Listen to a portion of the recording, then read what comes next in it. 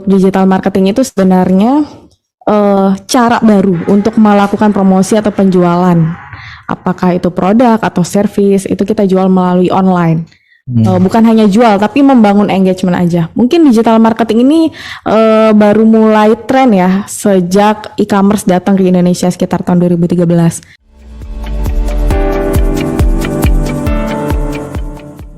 Kita bisa lihat datanya dari total populasi di dunia dulu ya. Dari sebegitu banyaknya ada 8,6 billion, itu sekitar 69%, hampir 70% ya, itu menggunakan internet, menggunakan handphone ya, dan 65%-nya pasti menggunakan internet. Bayangin sebegitu besar orang yang ada di dunia ini menggunakan internet, berarti mereka berkumpul bukan hanya di dunia nyata aja, tapi di dunia maya juga kan ya. Kita bisa temukan mereka di situ. Kalau di dunia nyata mungkin aja mereka banyak yang introvert gitu ya, di rumah aja, kita nggak bisa nih ngetok pintunya untuk jualan gitu. Betul, tapi pasti mereka ngumpul dan bisa jadi bersosialisasi di dunia maya. Nah, di situ berarti kan market kita juga ada di situ ya. Dan kalau kita ulik lagi lebih dalam, sebenarnya di internet itu mereka ngapain sih, dan ada berapa orang, dan berapa lama mereka menggunakan internet. Dan ketika kita lihat datanya itu sekitar 7 jam mereka menggunakan internet. Bayangin kalau 24 jam diambil tidur malam aja udah berapa, terus diambil aktivitas offline berapa, dan 7 jamnya itu ada di internet. Berarti kan memang kita harus ibaratnya menjual barang di situ juga gitu.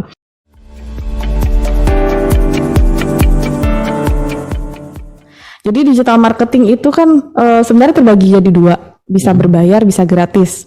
Kalau offline tadi sebenarnya bisa juga ya gratis, mungkin kita bagi-bagi sampel di luar gitu kan. Tetap ada kosnya Pak, kos makan. Iya.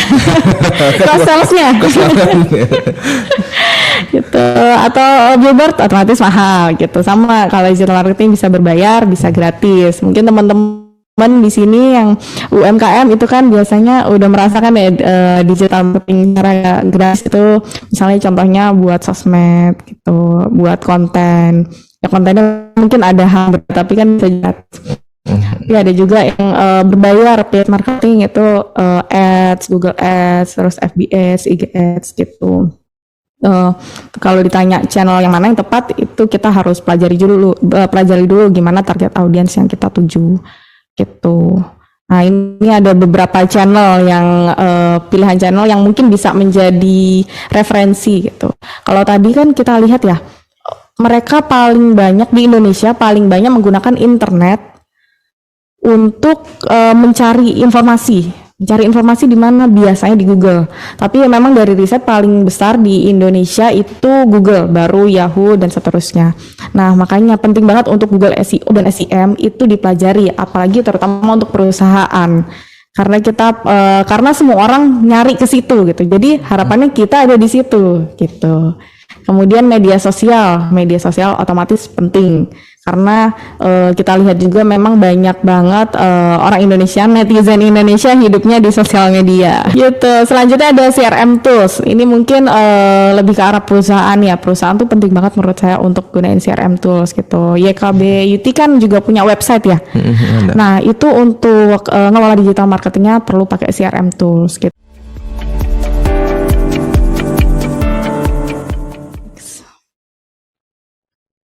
Nah, ini saya sempat pelajari juga gimana ya di YKB UT ini bisa menerapkan digital marketing ini, dari saya yang belum terlalu in charge ya dengan YKB UT gitu. Ya tadi paling penting A/B testing. Kita nggak pernah tahu, mungkin katakanlah kita clueless ya sekarang. Clueless nih, nggak tahu gimana, siapa.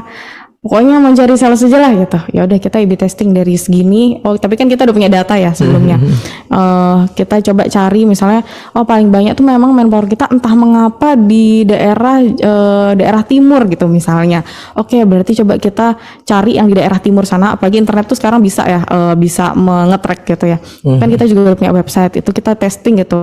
Apakah di yang timur ini kita coba cari siapa yang sering berkunjung ke website kita gitu, daerah Indonesia Timur gitu, kita cari, kita kampanyekan. Kita paling penting buat library sama analisa. Terus kita ya tadi ya temukan formula yang tepat, dan kayak kita kan udah punya banyak tools ya, website, terus sosial media dan lain-lain gitu ya. Itu coba dimaksimalkan.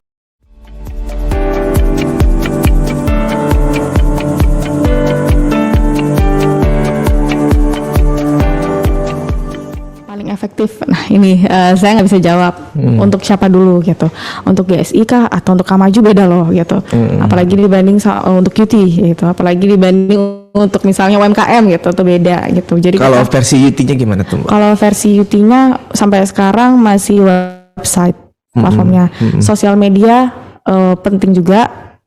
Kalau untuk QT Connect itu sosial medianya justru Facebook karena target marketnya di situ. Ternyata apakah Instagram nggak usah, penting juga gitu untuk awareness kita, ibaratnya kita ego di situ gitu, karena mungkin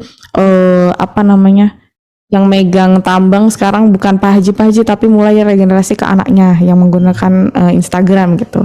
Itu jadi kita harus tahu targetnya siapa.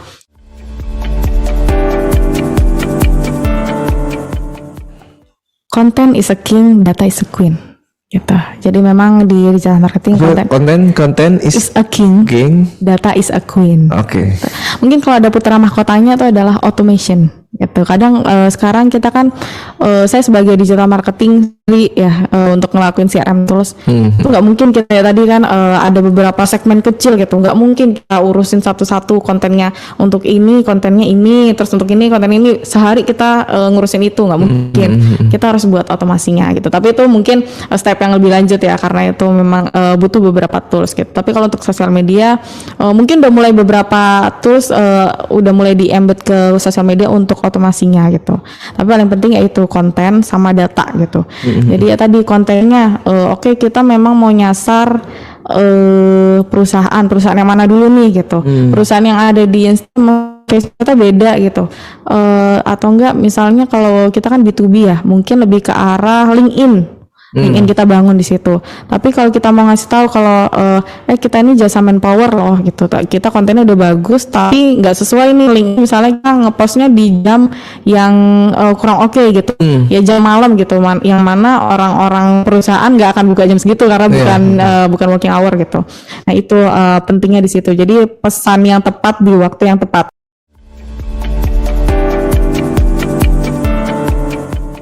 Apakah wajib memiliki sertifikasi halal? Tergantung targetnya siapa gitu.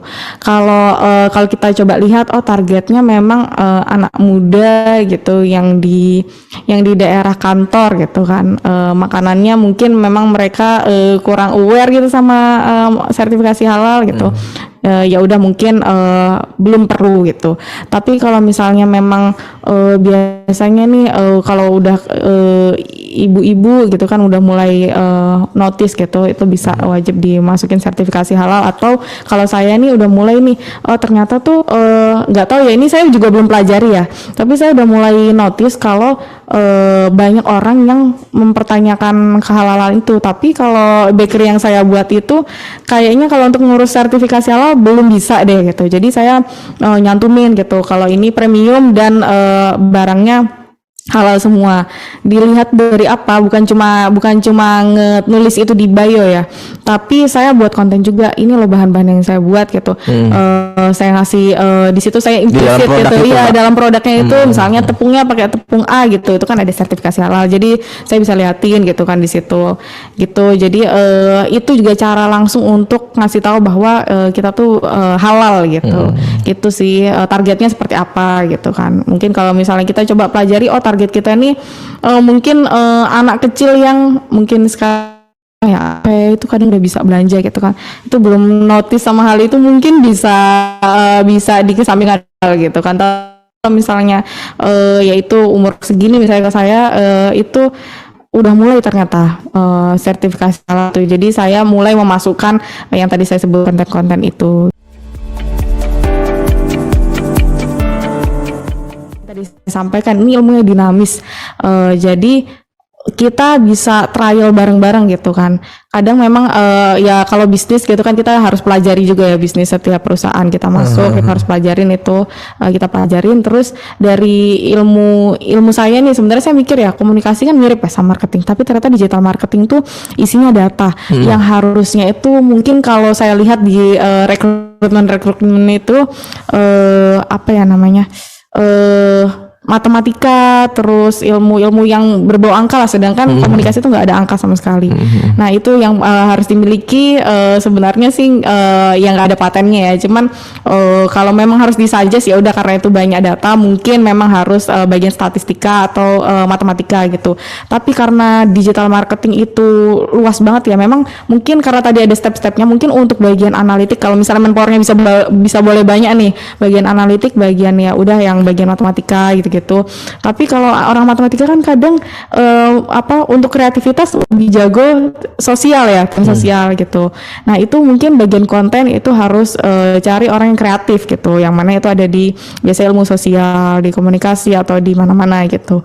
Nah itu untuk nge-combine itu bisa jadi ya satu orang bisa jadi kita bisa gitu.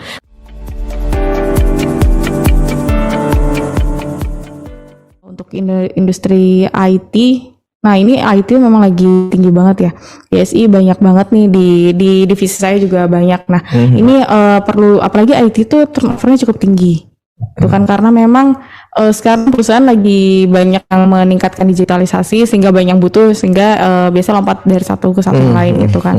Nah ini kita perlu mensosialisasikan, yaitu mungkin kita nggak mungkin bisa ngumpulin semuanya, semua manpower kita gitu. Betul. Apalagi IT yang harusnya sebenarnya kita perlu jagain karena itu aset yang mungkin saat ini lagi in ya gitu.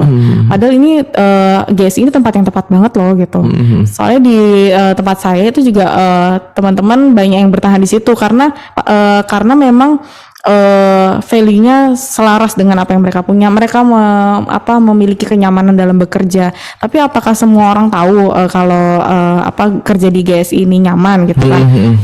Nggak tahu karena nggak pernah datang ke divisi itu gitu kan. Caranya gimana? Cara kita mensosialisasikan lewat digital, atau mungkin ada teman yang bisa sharing gitu, atau mungkin memang rekap sedikit gitu kan untuk kita posting di misalnya di sosial media atau di mana tempat target yang kita mau capai itu tadi. Makan nilai plus ya. Value yang ada itu coba kita sosialisasikan. Oke.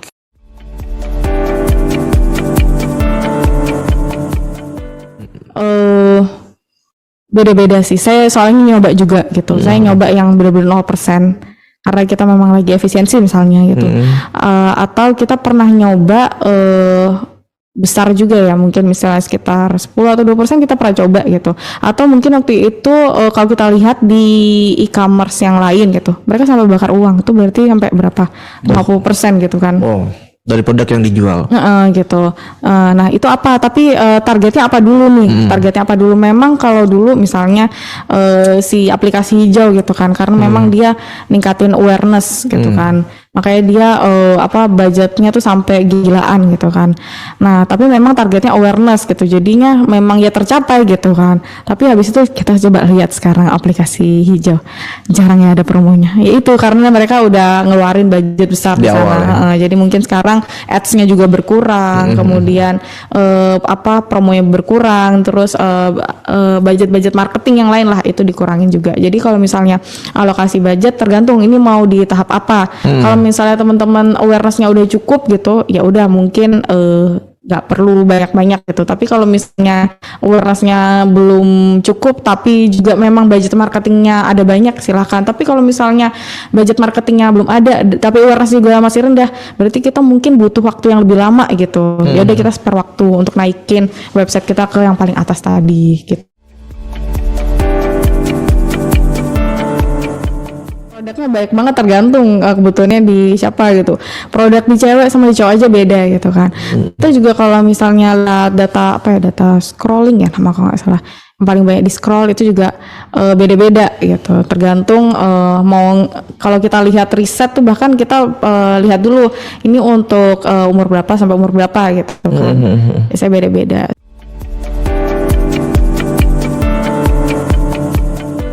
Keuntungannya tadi kita udah bisa lihat ya, memperluas konversi. Kita juga bisa ngumpulin banyak banget data yang bisa kita jadikan demand atau sales. Terus kita juga lebih efektif, ibaratnya lewat depan laptop aja dengan tim yang bisa jadi terbatas, kita bisa memperluas demand sebegitunya gitu. Tapi hambatannya itu karena itu di internet gitu ya, datanya di situ juga kita juga bisa salah-salah dikit tersebar gitu. Misalnya kita ya mungkin namanya manusia juga, kita mungkin salah share konten gitu, konten yang mungkin kita QA terus itu udah oke, udah bagus sesuai dengan nilai, tapi ternyata ada miss-nya sedikit dan itu bisa digoreng gitu kan. Itu yang kita nggak mungkin bisa take down gitu kan. Digital kan udah nggak akan, jejak digital tuh abadi gitu, nggak bisa gitu. Kita misalnya 1 detik langsung hapus gitu kan, bisa jadi udah ada yang bisa capture gitu atau yang lain-lain. Dan hambatannya mungkin kalau dibanding marketing konvensional atau mungkin lebih ke arah misalnya sales ya, digital marketing itu sama sales tuh bisa jadi combine. Kalau di market kita ya, sentuhan humanis itu tetap perlu gitu.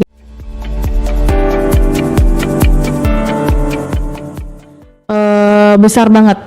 Tadi saya sebutin berapa, 60% dari populasi juga kayaknya di Indonesia itu punya sosial media. Berarti kan market kita ada di situ kan, minimal tuh pasti ada gitu kan, pasti itu di situ membantu juga gitu. Dan percepatan media sosial itu sangat cepat gitu kan. Jadi informasinya cepat, dan bisa juga misalnya saya nggak gunain sosial media, pasti biasanya saya dengar dari teman-teman saya yang kebanyakan menggunakan sosial media, kedengeran aja gitu beritanya gitu.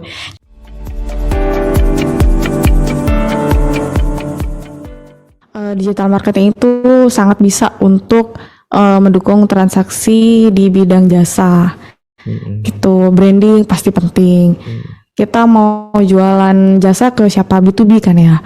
B2B karyawannya kan biasanya bekerja di kantor depan laptop sekarang. Berarti kan kita bisa nyentuh di situ. Kita mau promosiin, kita punya manpower loh gitu. Nggak mungkin kita ketok pintu di setiap perusahaan gitu kan.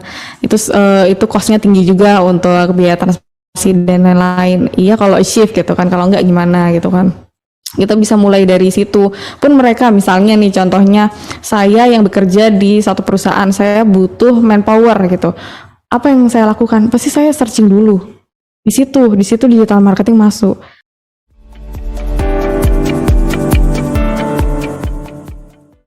Nah ini A/B testing yang tadi saya bilang. A/B testing itu penting banget gitu. Kita coba misalnya tadi kita clueless banget di mana sih market kita nih. Ya udah kita coba share. Ke mana dulu, kita coba trial ke misalnya satu Indonesia gitu. Atau enggak kita coba lihat, kita kan udah punya website. Kita lihat yang berkunjung ke situ tuh siapa. Berapa kali gitu. Kalau di website saya juga lihat, oh ini siapa sih yang berkunjung dan pada berkunjungnya kemana? Oh ke page injector misalnya, seberapa banyak gitu. Oh ke page injector biasanya pas akhir bulan gitu. Oh nah itu kan bisa jadi kelihatan ya, itu sebuah data. Dan sasarannya kita bisa lihat di situ, ini siapa sih yang lihat gitu. Oh yang lihat itu kebanyakan orang yang bekerja di misalnya purchasing gitu, atau bekerja di planner gitu. Kita bisa lihat orangnya siapa aja, dan kita di situ baru buat micro segment. Nah, micro segment ini baru kita mulai nyasar campaign-campaign yang lebih detail dan personalize.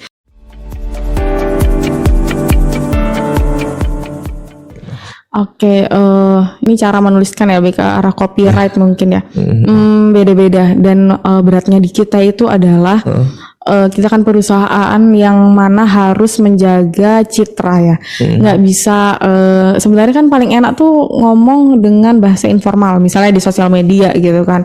Nggak mungkin sosial media kita berat-berat. Kalau berat-berat pasti apa? Pasti di skip. Ya nggak sih, kita ngerasakan gitu. Karena ini membosankan sekali, sedangkan kita di sosial media mau senang-senang gitu. Nah makanya copyright yang tepat itu yang efektif tergantung di mana kita berbicara. Misalnya kita di sosial media sebagai perusahaan, ya udah agak informal gitu, nggak bener-bener bahasa buku. Tapi kalau di website mungkin kita harus bahasa buku karena misalnya di website kita harus berbicara dengan para investor. Itu jadi memang tergantung platformnya, tergantung juga cara berbicara di waktu apa dulu.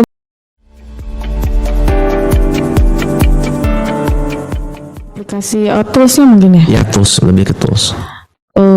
Kalau untuk menjangkau semua kalangan, tergantung kalau misalnya kita mau buat apa nih dari kacamata mana nih, misalnya kacamata IKBUT ya. Tools untuk digital marketingnya mungkin kalau saya saranin websitenya itu tadi, CRM tools itu penting sih. CRM tools tuh bisa Clevertap, bisa Moengage. Jadi untuk kita nge-track, untuk kita bedah websitenya itu di dalamnya ada siapa dan mereka ngeklik apa, berapa lama, mereka dari mana. Gitu, itu perlu paling penting ya CRM tools karena dari situ kita bisa create campaign juga.